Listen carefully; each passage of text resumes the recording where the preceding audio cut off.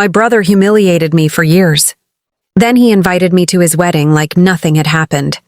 Everyone expected me to apologize. Instead, I stood up, took the microphone, and said one sentence. The bride froze. My brother turned so pale I thought he might collapse. The silence that followed was louder than the music. A champagne glass slipped from someone's hand and shattered across the polished floor. The violinist stopped playing halfway through a note. My mother covered her mouth. My father stared at me with the same warning look he'd worn my entire childhood. The one that always meant, "Don't make this harder." Harder. That word had followed me for 20 years. I stood beneath a ceiling of crystal, chandeliers, while hundreds of guests waited for me to smile, hug my brother, and pretend we were a happy family. Fresh roses filled the ballroom with a sweet scent that suddenly made me feel sick. My fingers tightened around the microphone, but my voice remained steady, calm, almost gentle. Across the room, my brother managed the same confident grin he had perfected years ago, the grin he wore every time. He embarrassed me in front of relatives, classmates, co-workers, or strangers just to hear people laugh. He believed this was another stage, another audience, another performance where I would play the fool. He had no idea the script had changed. The bride looked at me politely, confused but curious. She knew me only through his stories. Stories where I was the jealous younger brother, the unstable one, the family disappointment who could never let go of the past. None of them knew the past had never let go of me. The DJ lowered the music. Someone whispered my name. Every face turned toward me, waiting for an apology. I had rehearsed in everyone else's imagination, but never in my own. I looked at my brother. For the first time in my life, he wasn't laughing. He was watching. Waiting. And I finally understood something that should have been obvious years ago. People like him are never afraid of anger. They're afraid of truth. I was born 18 months after my brother, close enough in age for everyone to compare us, and far enough apart for him to make sure. I always came second. By the time I was old enough to understand embarrassment, he had already turned it into a family tradition. At birthdays, he mocked the way I talked. At school events, he accidentally shared my private fears with his friends. At family dinners, every joke somehow ended with me, becoming the punchline while everyone insisted he was just teasing. The worst part wasn't his cruelty. It was how completely everyone accepted it. If I defended myself, I was too sensitive. If I stayed quiet, they called me weak. Eventually, I learned that silence was the only response that didn't create another lecture about keeping the peace. My parents believed avoiding conflict was the same as solving it, so every insult disappeared beneath forced smiles and awkward laughter. Over time, I became invisible in the ways that mattered. I earned promotions without telling anyone because I was tired of hearing my accomplishments minimized. I stopped bringing friends home after watching my brother charm them before casually humiliating me for entertainment. I learned to listen more than I spoke, to observe more than I reacted, and to remember every careless lie people assumed I would forget. My brother mistook my quietness for surrender. He never realized it was patience. While he built a reputation on confidence and charm, I built mine on consistency. I kept promises, showed up when people needed me, and let my work speak long before I ever did. The family barely noticed the difference, because they had spent years looking only where the spotlight already was. That was the mistake that made the wedding invitation so fascinating. For the first time in years, my brother wanted me in the front row. He believed he was inviting the same man he had spent a lifetime humiliating. He wasn't. The weeks before the wedding reminded me that some people don't need grand betrayals to hurt you. They rely on small cuts, repeated so often that everyone else mistakes them for ordinary conversation. My brother called almost every evening, his voice warm enough to fool anyone listening. He asked if I could help transport decorations, pick up relatives from the airport, and solve problems his groomsmen had forgotten. Every request ended with the same polished line. "You're dependable. That's your thing." Dependable. Never successful. Never respected. Just useful. At the rehearsal dinner, he introduced every guest with enthusiasm until he reached me. His smile lingered for half a second too long. "And this is my little brother," he said with a soft chuckle. He's finally learning to come out of his shell. A few people laughed politely. Others simply nodded, unsure whether it was a joke. I smiled back without correcting him. The bride noticed. Her eyes shifted from his face to mine, searching for a reaction that never came. Later that evening, I found my assigned seat hidden behind a large floral arrangement, where half the stage disappeared from view. I quietly moved the place card to an empty chair with a clear sightline. 10 minutes later, it had been moved back. No explanation. Just another reminder that someone had taken the time to put me exactly where they thought I belonged. During family photos, my brother rested a hand on my shoulder, steering me toward the edge of every picture while photographers adjusted the frame. "Just slide over a little," he whispered, smiling for the camera. Perfect. It wasn't the words. It was the certainty behind them. He never asked. He assumed I would move. As the flashes lit the room, I caught the bride watching him instead of the photographer. For the first time, her smile faltered. Not because of anything dramatic, but because she had begun noticing the tiny pauses, the practiced tone, the effortless way he diminished someone without raising his voice. People rarely reveal themselves through explosions. They reveal themselves through habits. And habits are hardest to hide when someone finally starts paying attention. The turning point didn't arrive with an argument or a dramatic confession.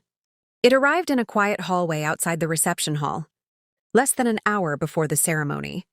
I had stepped away to return a phone call when I heard my brother's voice around the corner. He didn't know I was there. "If he starts talking about the past," he said with a laugh, "everyone will think he's being dramatic." They always do. Someone asked why he had invited me at all. "Because it looks bad if I don't," he replied. "Besides, he'll behave." He always does. There was no anger in his voice. No hesitation. Just certainty. That certainty settled something inside me. For years, I had believed he humiliated me because he enjoyed winning. Standing there, I realized the truth was smaller and somehow colder. He simply assumed I would always protect the version of him that had hurt me. My silence had become part of his reputation. Every time I swallowed an insult, I helped convince the world he was kind. I wasn't trapped by his lies anymore. I was trapped by my own cooperation. When the ceremony ended and the applause filled the room, I no longer wondered whether I should keep the peace. Peace built on denial wasn't peace at all. It was permission. I watched guests raise their glasses, smiling at a couple they believed they understood. The bride thanked relatives, embraced friends, and looked at my brother with complete trust. She deserved to make her own choices, not choices built on a carefully edited history. I didn't want revenge that would embarrass him. I wanted one moment where no one could pretend they hadn't heard the truth. So when the master of ceremonies invited family members to offer a toast, I stood before anyone could volunteer. My heartbeat stayed steady as I reached for the microphone. For the first time in my life, I wasn't speaking to defend myself. I was speaking to end the performance. And I already knew the only sentence that mattered. People imagine revenge as something impulsive, a burst of anger that burns everything in its path. Mine began with restraint. I didn't spend the reception searching for dramatic evidence or rehearsing a speech designed to humiliate my brother. Years of working as a compliance manager had taught me one lesson that mattered, far beyond contracts and audits. Facts carry more weight than emotion, and timing decides whether anyone believes them. Before I accepted the wedding invitation, I had already gathered the things I thought I would never need. Old text messages he had sent after humiliating me, apologizing in private while mocking me again in public, emails where he admitted he pushed things too far but insisted I never mention them to our parents, voice messages filled with casual insults he dismissed as jokes whenever someone else was listening. I never collected them for revenge. I kept them because every time I questioned my own memory, those records reminded me I wasn't imagining anything. The night before the wedding, I organized them into a single folder on my phone. No edits, no missing context. Every file included dates and timestamps. If anyone challenged me, I wanted the truth to answer for itself. Then I made one final decision. I would not expose everything. There would be no slideshow, no shouting, no endless list of grievances. People stop listening when pain becomes a performance. One clear statement would force everyone to ask the question my family had avoided for years. The evidence would only matter if someone chose to see it. As I slipped my phone back into my pocket, I felt something unexpected. Not excitement, relief. Because for the first time, I wasn't preparing to fight my brother. I was preparing to stop protecting him. The microphone felt surprisingly light in my hand. Conversations faded one by one until the ballroom settled into an expectant hush. Candlelight shimmered across rows of crystal glasses.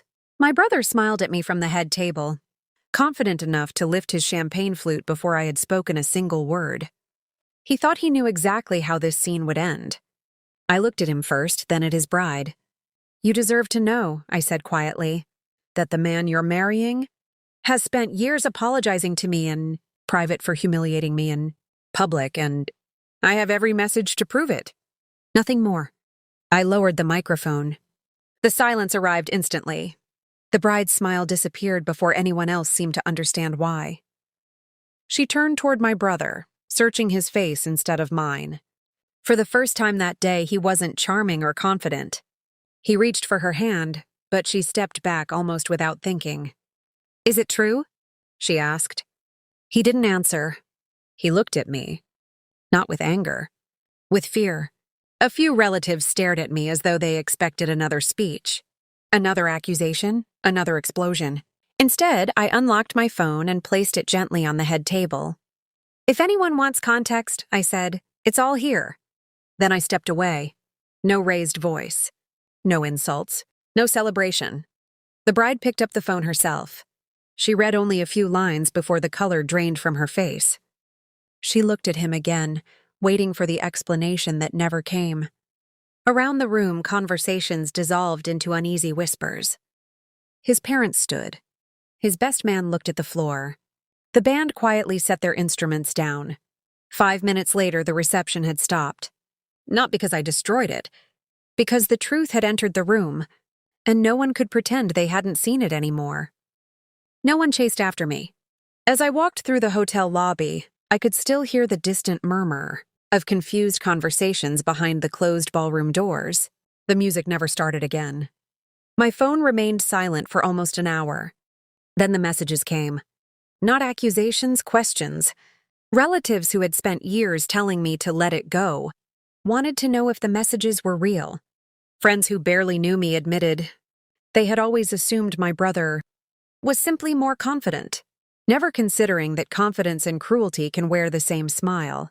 Even my father called, but when I answered, he didn't defend my brother. He only asked in a tired voice, "Why didn't you tell us it was this bad?" I almost laughed. I had, just not in a way anyone wanted to hear. The wedding wasn't officially canceled that night, but the celebration ended before the first dance. The bride left with her family, carrying more questions than flowers. Whether she forgave him was no longer my decision to influence. She finally had the truth, and that was all I had ever intended to give her. My brother tried calling several times over the following week. I never answered. There was nothing left to debate. The evidence had spoken more honestly than either of us ever could. People often imagine revenge as watching someone else lose everything. I discovered it felt very different. It wasn't joy.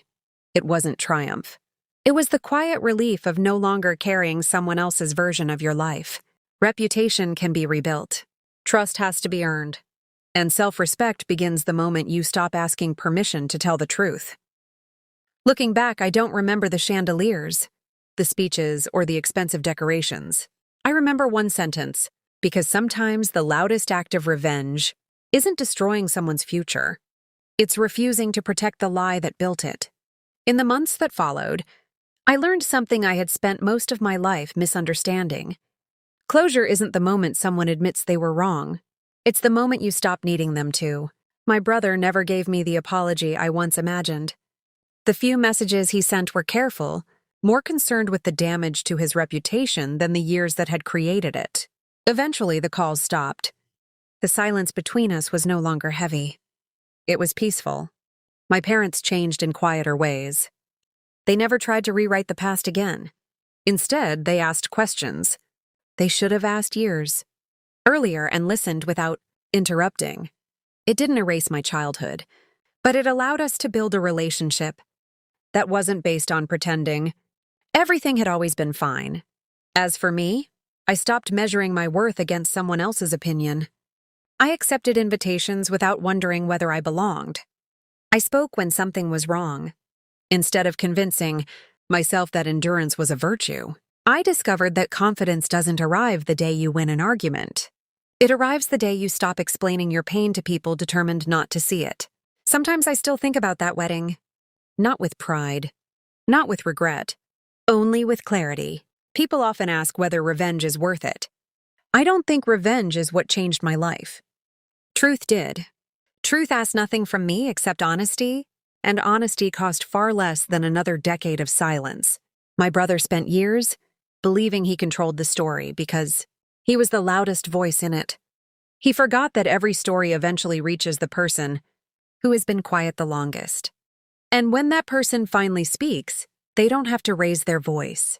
They only have to tell the truth. Because in the end, the strongest revenge isn't making someone suffer. It's walking away with your name, your peace, and your future finally belonging to you.